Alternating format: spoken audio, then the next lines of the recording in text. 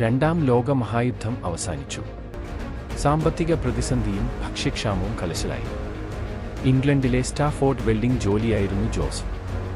സാമ്പത്തിക പ്രയാസം കാരണം ജോലിക്കാരെ എല്ലാം പിരിച്ചുവിടുകയാണെന്ന് കമ്പനി മുതലാളി അറിയിച്ചു. ജോസഫ് നിരാശയോടെ കമ്പനിയിൽ നിന്നിറങ്ങി.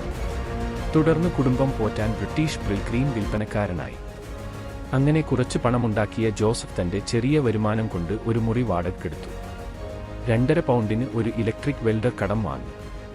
പഴയ വാഹനങ്ങളുടെ ആക്സിലും ഉപയോഗശൂന്യമായ സ്റ്റീലും മറ്റുപയോഗിച്ച് കർഷകരെ സഹായിക്കുന്ന ഒരു യന്ത്രമുണ്ടാക്കി.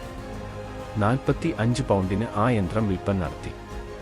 1948-ൽ സഹായികളായി 6 പേരെ കൂടി ചേർത്ത് ജോസഫ് യൂറോപ്പിലെ ആദ്യത്തെ ഹൈഡ്രോളിക് ടിപ്പർ നിർമ്മിച്ചു. 1950 കമ്പനി റോസെസ്റ്ററിലേക്ക് മാറ്റി. പിന്നീട് മണ്ണിൽ കുഴിയുണ്ടാക്കാൻ കഴിയുന്ന ചെറിയ മെഷീനുകൾ നിർമ്മിച്ചു. 1953-ൽ വസ്തുക്കൾ കോരിയെടുക്കാൻ പറ്റുന്ന കൊട്ടപോലുള്ള ഉപകരണം ഘടിപ്പിച്ച ബാക്ക്ഹോ ലോഡർ മെഷീൻ ലോകത്താദ്യമായി കമ്പനി പുറത്തിറക്കി. 1960കളോടെ കമ്പനി നിർമ്മിക്കുന്ന യന്ത്രങ്ങൾ വിദേശ രാജ്യങ്ങളിലേക്ക് കയറ്റുമതി ചെയ്തു തുടങ്ങി. പിന്നീടങ്ങോട്ട് വലിയ വളർച്ചയാണ് ജോസഫിന്റെ കമ്പനി കൈവരിച്ചത്. വാടക കെട്ടിടത്തിൽ നിന്ന് തുടങ്ങി 175 ഏക്കറോളം വ്യാപിച്ചു കിടക്കുന്ന ഭീമൻ സ്ഥാപനമായി ജോസഫിന്റെ കമ്പനി മാറി.